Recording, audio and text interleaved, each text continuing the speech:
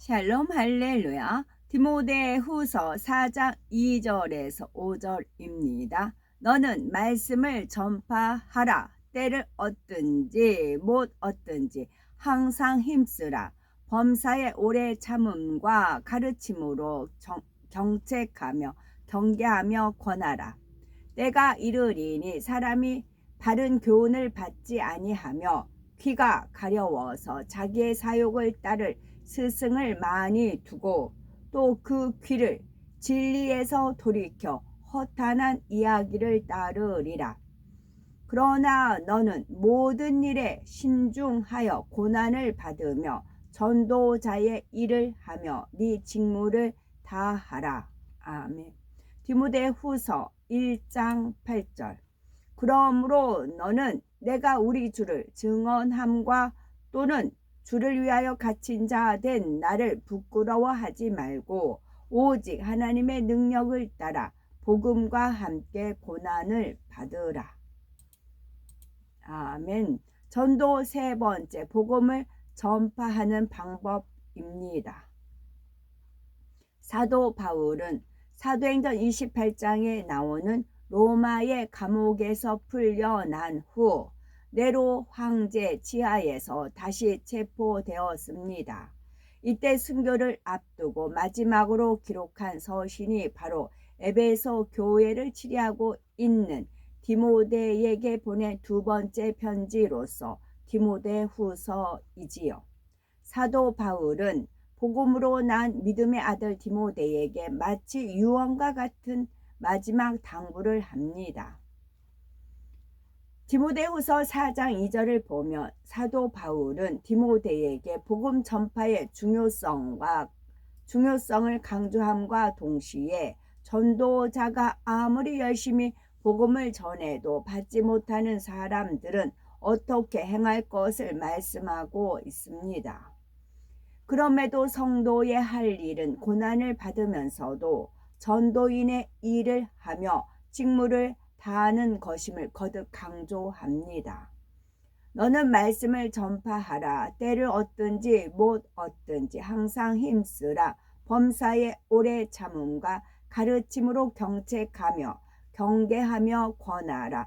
때가 이르리니 사람이 바른 교훈을 받지 아니하며 귀가 가려워서 자기의 사욕을 쫓을 스승을 많이 두고 또 그 귀를 진리에서 돌이켜 허탄한 이야기를 쫓으리라.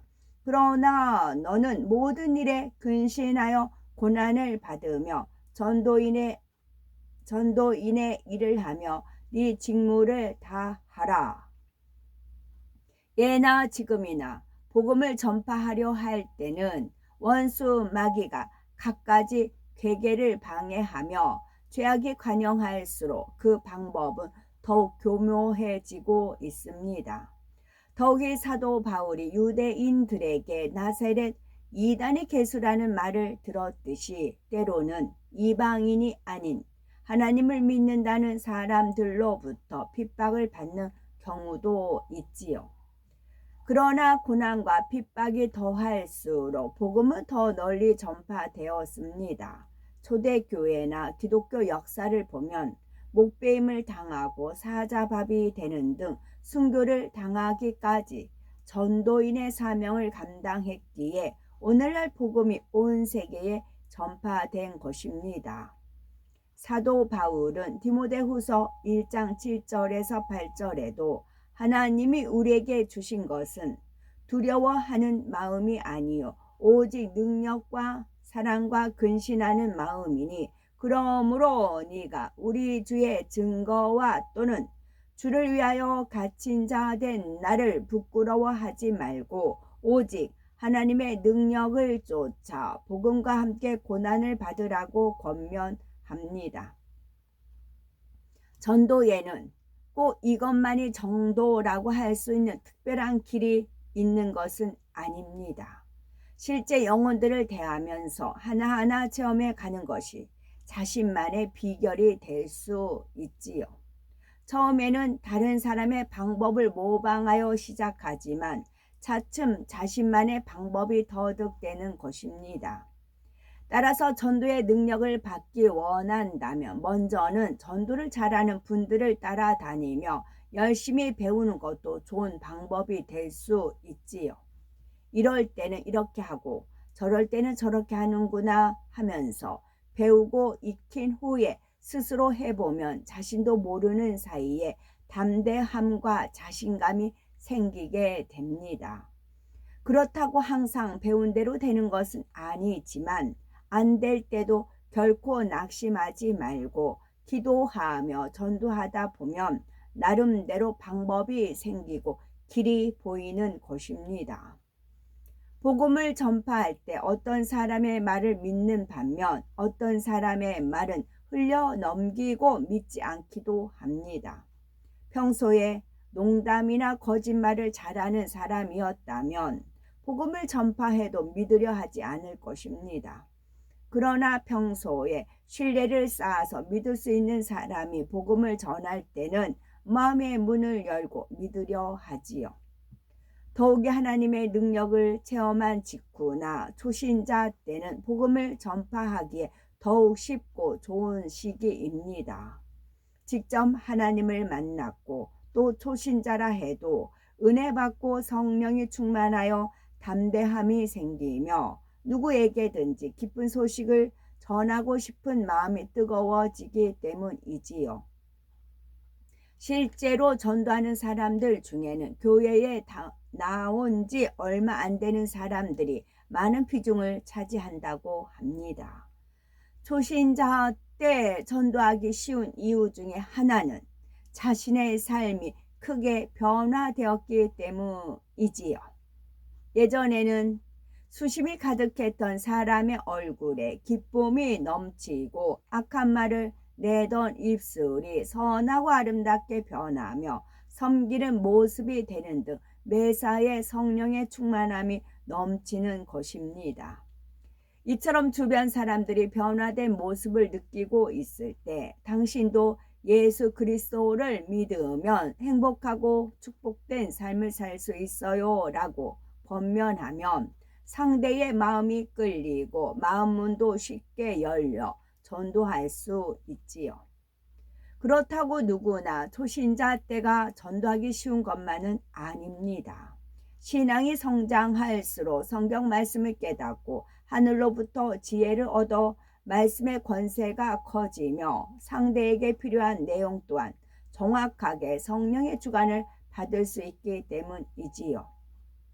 예를 들어 초신자 때에는 우상을 섬기는 사람을 전도할 때 무조건 하나님만이 참 신입니다. 하나님을 믿어야 복을 받습니다. 라고 했을 것입니다.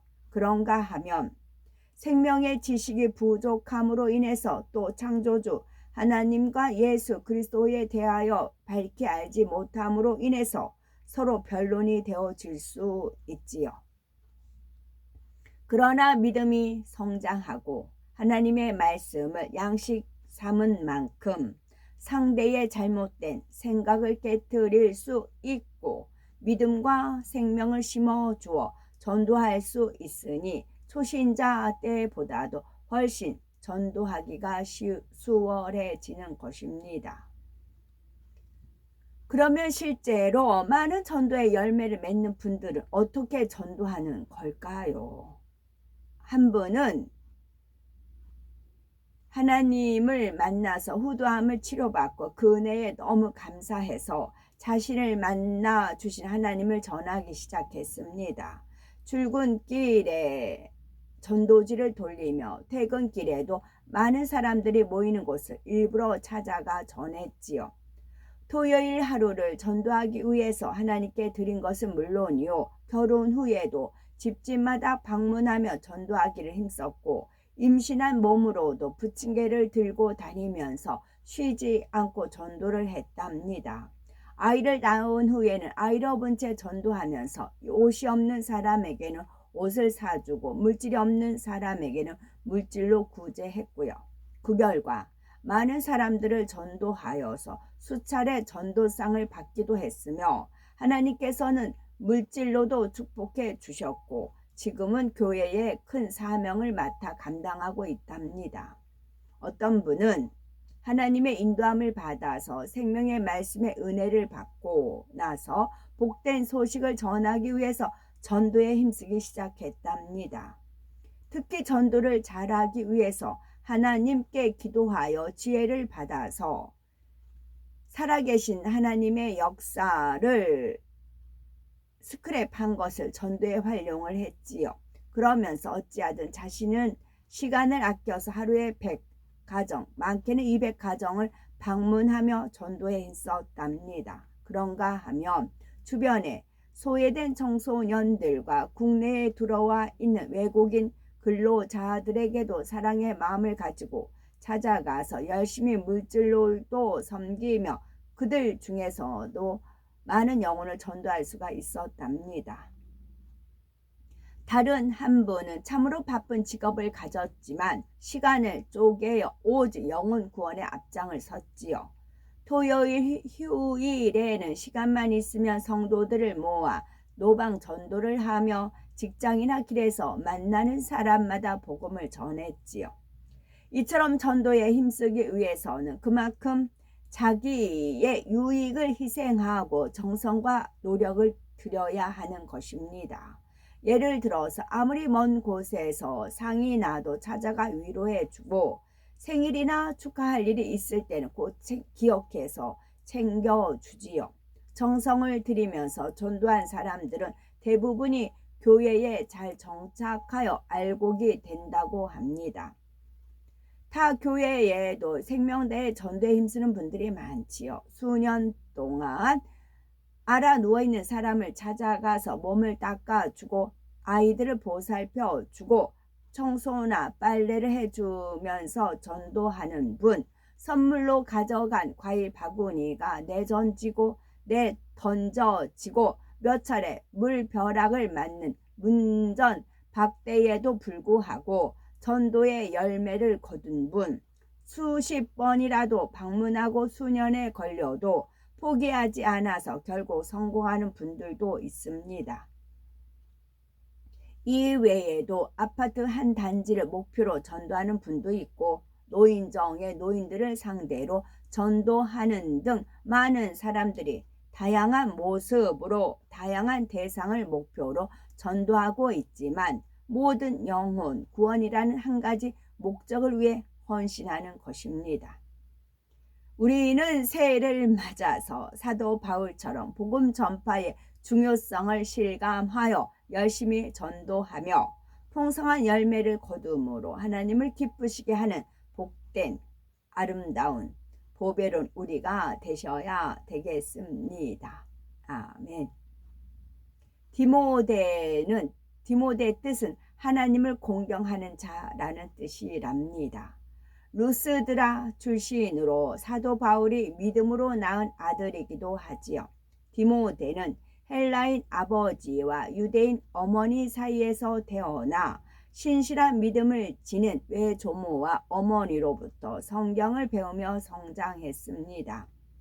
사도 바울이 1차 전도 여행 중 루스드라를 방문했을 때 디모데는 주님을 영접했고 동역자가 되어 2차 전도 여행을 함께 하였지요.